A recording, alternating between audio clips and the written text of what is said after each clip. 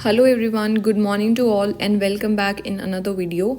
इस वीडियो में हम आगे फर्दर कंटिन्यू करेंगे the romantic period and this will be our part 6 video. और इसमें हम क्विज करने वाले हैं of 10 questions on the basis of the romantic period. So without any further delay let us start our quiz. इस video का हमारा जो पहला क्वेश्चन है वो है ये क्वेश्चन। इसमें पूछा गया है कि the phrase the high road of life was used by. तो ये एक फ्रेज़ है और हमसे पूछा है कि ये किन्होंने यूज़ किया है। तो हमें ये भी पता होना चाहिए कि ये कौन सी पोएम से लिया गया phrase, so that it becomes very easy for us to know कि किन्होंने लिखा है ये फ्रेज़। ओके, तो मैं आपको बताऊंगी सबसे पहले कि ये कौन सी पोएम से लिया गया है। The name of the poem is to William Wordsworth. तो this is the name of the poem जिसमें से कि the high road of life जो फ्रेज है वो लिया गया है। Now you have to tell me कि जो टू विलियम वर्ड्सवर्थ है ये पोएम किन्होंने लिखी है। तो जो पोएम टू विलियम वर्ड्सवर्थ है, this poem is not written by Wordsworth, क्योंकि खुद ही थोड़ी ना अपने आप को लिखेंगे कि टू विलियम वर्ड्सवर्थ। फिर ये किपलिंग ने भी नहीं लिखी है, टी.एस. एलियट ने भी नहीं लिखी है, who was a Victorian writer. और जो हमारा करेक्ट आंसर है वो है हमारा Coleridge. So Coleridge has written a poem जिसका नाम है टू विलियम वर्ड्सवर्थ और उसमें से ये फ्रेज लिया गया है the high road of life. What is the phrase? The high road of life from the poem to William Wordsworth. Next question पे आ जाते हैं हमारा। इसमें ये एक हमें दिया गया है, कुछ टाइटल दिया है और हमें पूछा है कि was written by Robert Southey which was based on which mythology और विच लेजेंड। ठीक है, तो ये जो है थालबा द डिस्ट्रॉयर, ये है एक epic poem. This is a epic poem which is written by Robert Southey. तो आपको नाम भी पता होना चाहिए कि रॉबर्ट साउदी ने एक एपिक पोएम लिखी है जिसका नाम है थालबा द डिस्ट्रॉयर, और ये बहुत ही इंपॉर्टेंट एपिक पोएम है which is divided into 12 books. तो ये 12 बुक्स के अंदर डिवाइडेड है। तो हमसे पूछा है कि ये कौन से मिथ से रिलेटेड है। तो जो इसका जो करेक्ट आंसर है ना वो है मुस्लिम लेजेंड। तो ये मुस्लिम मिथ पे बेस्ड है थालबा द डिस्ट्रॉयर। और एक और आपने इसमें बात याद रखनी है, जो रॉबर्ट साउदी ना इन्होंने एक और एपिक पोएम लिखी है which is based on the Hindu mythology और हिंदू मिथ पे बेस्ड है। तो आपको क्लियर कट पता होना चाहिए कौन से वाला मुस्लिम पे बेस्ड है और कौन से वाला हिंदू पे बेस्ड है। जो ये हमारा जो वर्क है ना, जो पोएम है थालबा द डिस्ट्रॉयर, इसमें जो मेजर कैरेक्टर है वो थालबा है। थालबा कौन है? एक लड़की है जो क्या करेगी, एक जो ग्रुप आया हुआ है किनका जो कि ब्लैक मैजिक करते हैं तो उनको डिस्ट्रॉय करेगी। तो Thalaba becomes the destroyer of the group of the black magician in this poem. तो रिमेंबर कि जो थालबा द डिस्ट्रॉयर है it is written by Robert Southey which is an epic poem divided into 12 parts and which is based on the Muslim legend. Next question पे आ जाते हैं। इसमें हमारा ये पूछा गया the curse of Kehama was written by Robert Southey which is based on. अब आ गया ना यही क्वेश्चन, तो ये भी हमने देखना है कि जो द कर्स ऑफ किहामा है ना ये भी एक एपिक पोएम है। This is also an epic poem which is also divided into 12 parts. तो यानी कि जो थालबा द डिस्ट्रॉयर है और जो द कर्स ऑफ किहामा है दोनों ही 12 पार्ट्स में डिवाइडेड है और दोनों ही एपिक पोएम है और दोनों ही रॉबर्ट साउदी ने लिखी हैं, लेकिन अलग अलग मिथ पे बेस्ड हैं। तो जो हमारी द कर्स ऑफ किहामा है वो बेस्ड है हमारी हिंदू माइथोलॉजी पे बेस्ड है। Okay, so you have to remember it कि कौन सी पे बेस्ड है, हिंदू माइथोलॉजी पे। और कौन सा वाला वर्क है ये, द कर्स ऑफ किहामा। कर्स मिलता है इसमें किहामा जो कैरेक्टर है तो उसको, और फिर उसको फ्री करवाया जाता है। So this is the subject matter of the poem. Next question पे आ जाते हैं। About whom it is said that my days among the dead are the past। तो जो ये है ना my days among the dead are past, this is a poem और ये एक पोएम का टाइटल है। तो अब इट बिकम्स वेरी ईजी, आपको पता होना चाहिए कि ये पोएम किन्होंने लिखी है। My days among the dead are past, तो वॉल्टर स्कॉट है, इनका तो हमें पता है ही is associated with Waverley novels. Waverley जो नोवेल्स है वो हिस्टोरिक नोवेल्स की इन्होंने शुरुआत करी थी वॉल्टर स्कॉट ने, एंड ये रोमांटिक एज से बिलोंग करते हैं। But this is not the correct answer. P B. Shelley भी इसका करेक्ट आंसर नहीं है। Robert Southey is the correct answer. तो जो रॉबर्ट साउदी हैं उन्होंने एक पोएम लिखी है जिसका टाइटल है my days among the dead are past, जिसमें कि वो मेंशन करते हैं कि वो आइडेंटिफाई करते हैं with the dead people rather than the living people. और जो डेड लोग हैं वो उन्हीं से शिक्षा लेते हैं और उन्हें पता है कि एक दिन उन्हें भी ऐसे ही मरना है and he will also become a part of them. Next question पे आ जाते हैं, whom did Wordsworth succeed as the poet laureate। तो इसमें पूछ रहे हैं कि जो पोएट लॉरेट जब विलियम वर्ड्सवर्थ बने थे, कौन से ईयर में बने थे William Wordsworth poet laureate? He became poet laureate in the year 1843 till 1850। और 1850 में जब विलियम वर्ड्सवर्थ के बाद कौन आए थे हमारे, आते हैं एल्फ्रेड लॉर्ड टेनिसन। तो इन्होंने क्वेश्चन में पूछा है कि वर्ड्सवर्थ से पहले पोएट लॉरेट कौन थे। तो इसका जो करेक्ट आंसर है दैट इज रॉबर्ट साउदी। जो रॉबर्ट साउदी है और he was the poet laureate before William Wordsworth, यानी कि 1843 से पहले हमारे पोएट लॉरेट रॉबर्ट साउदी थे। लॉर्ड बायरन नहीं थे और एस टी कॉलरिज भी नहीं थे and neither William Blake. So the correct answer here is Robert Southey. उनके बाद बनते हैं हमारे विलियम वर्ड्सवर्थ और विलियम वर्ड्सवर्थ के बाद बनते हैं हमारे Alfred Lord Tennyson. So remember the sequence. Next question है बायरन, लॉर्ड बायरन, ठीक है, directed his satire mainly against. तो जो लॉर्ड बायरन है उनकी पर्सनालिटी से एक टर्म भी आई है that is Byronic hero. So Byronic hero is a term which is associated, जिसमें कि बायरन जैसी क्वालिटीज़ जिसके अंदर होती है हम उसको बायरॉनिक हीरो बोल देते हैं।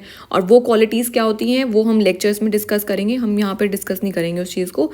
और इन्होंने इस क्वेश्चन में पूछा है कि बायरन डायरेक्टेड हिज सेटायर। तो जो लॉर्ड बायरन थे ना वो बहुत ज़्यादा सेटायर लिखते थे बेसिकली और व्यंग्य मारते थे दूसरे लोगों पर, मेनली अगेंस्ट। उन्होंने पूछा है कि जो उन्होंने सेटायर्स लिखे हैं वो किसके अगेंस्ट लिखे हैं। तो जो इसका करेक्ट आंसर है वो है हमारा पॉप के अगेंस्ट। तो उन्होंने नहीं लिखा है सेटायर्स क्योंकि पॉप उनसे पहले एनलाइटनमेंट एज से बिलोंग करते थे और बायरन बाद में आए थे।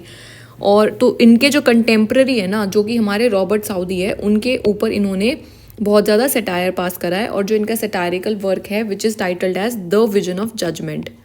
इसको ना अच्छे से याद रखना है कि द विजन ऑफ जजमेंट, इसमें दो है। एक और वर्क है जिसका टाइटल है a vision of judgement. Okay, क्या है इसका title? A vision of judgement. तो जो अ विजन ऑफ जजमेंट है ना ये लिखा था हमारा रॉबर्ट साउदी ने, जिस वर्क में वो बायरन को बोलते हैं कि आपकी जो पोएट्री है ना that is satanic in nature. Satan पता है आपको कौन है? सैटन जो डेविल्स हैं, डेविल के जो भगवान हो गए वो सैटन हो गए। जब हमारे जॉन मिल्टन जो पोएम लिखी है पैराडाइज लॉस्ट उसमें he has talked about Satan. तो वो वाली जो सैटन की क्वालिटीज़ है ना वो बोलते हैं कि ये लॉर्ड बायरन के अंदर यही क्वालिटीज़ हैं। और कौन बोल रहे हैं ये बात बोल रहे हैं हमारे Southey in his work a vision of judgement. तो इसका रिप्लाई देने के लिए फिर जो हमारे लॉर्ड बायरन है उन्होंने एक वर्क लिखा जिसका नाम है द विजन ऑफ जजमेंट। क्या नाम है उसका? The vision of judgement which is written by Lord Byron. ठीक है, इसमें फिर वो उसके अगेंस्ट सेटायर मेंशन करते हैं और साउदी को इसमें डिमीन करा गया है। नेक्स्ट क्वेश्चन है हमारा which of the following poems of Southey is not long. तो जैसे कि हमें पता है कि जो हमारे रॉबर्ट साउदी हैं वो बहुत ज़्यादा उन्होंने ना एपिक पोएम्स लिखी है। जैसे कि अभी हमने डिस्कस करा था थालबा द डिस्ट्रॉयर, जिसमें कि ये थालबा जो लड़की होती है वो जो जादू टोना वाले जो ग्रुप होते हैं उनको डिस्ट्रॉय करती है। So Thalaba the destroyer, okay, she becomes the destroyer of the that group who were doing the black magic and who led to the death of a whole family. फिर है the curse of किहामा, इसको भी हमने देखा था कि ये भी एक एपिक पोएम है which is divided into 12 parts. तो ये दोनों ही 12 बुक्स में डिवाइडेड है और दोनों ही एपिक पोएम है। लेकिन जो थालबा द डिस्ट्रॉयर है वो मुस्लिम लेजेंड पे बेस्ड थी और जो द कर्स ऑफ किहामा है वो हिंदू लेजेंड पे बेस्ड थी। ये हमने दोनों क्वेश्चन ऊपर डिस्कस कर लिए। फिर हमारा जो कन्फ्यूजन बच गया वो जॉन ऑफ आर्क और द बैटल ऑफ ब्लेनहेम में बच गया। अब हमने इसमें याद रखना है कि जो जॉन ऑफ आर्क है ना ये भी एक एपिक पोएम है और ये भी रॉबर्ट साउदी ने लिखी है। तो जो इसका करेक्ट आंसर हो जाएगा वो है हमारा द बैटल ऑफ ब्लेनहेम। ये एक ज़्यादा शॉर्ट भी पोएम नहीं है, एक नॉर्मल लेंथ की पोएम है the battle of Blenheim. And just remember कि जितने भी ABCD जो चारों वर्क्स हैं चारों की चारों पोएम्स हैं which are written by Robert Southey. Next question है हमारा हु सेड। तो ये कुछ लाइंस दी गई है और हमसे पूछा है कि ये किन्होंने ये बात बोली है।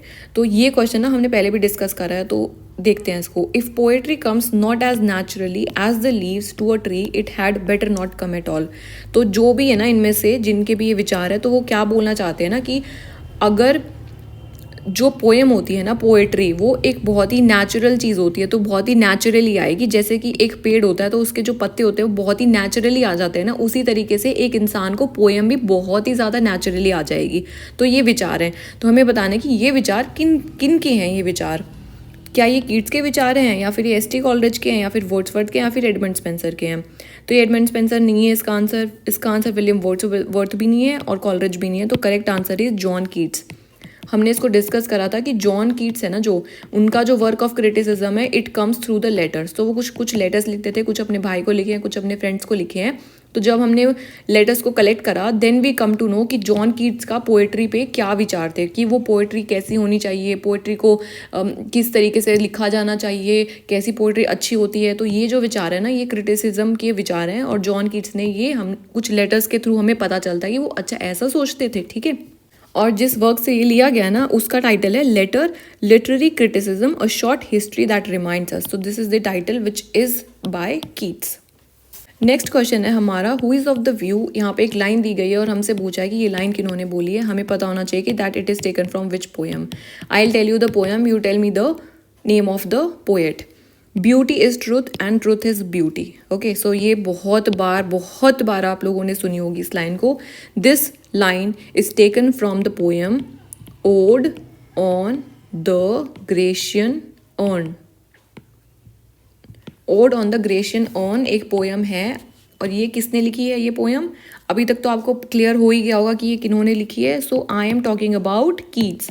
तो जॉन कीट्स हैं जो हमारे, उन्होंने ये पोएम लिखी है and ode on the Grecian urn से ये लाइन ली गई है that is beauty is truth and truth is beauty. These are the last lines of the poem. Okay, now guys you have to tell me in the comment section कि Cleanth Brooks हैं, उन्होंने भी एक Grecian earn के ऊपर एक work लिखा है which is a work of criticism and you have to tell me to which theory he belong to and what was the name of that book. Cleanth Brooks का work है। इस video का हमारा जो last question है वो है the sub title of Endymion is.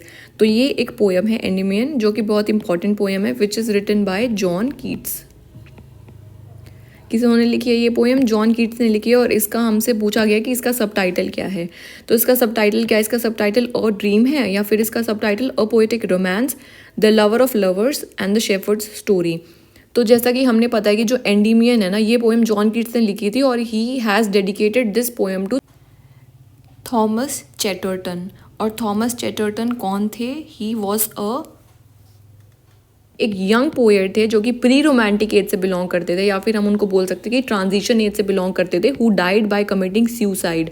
तो उन्होंने 18 साल की उम्र में सुसाइड कमिट कर ली थी।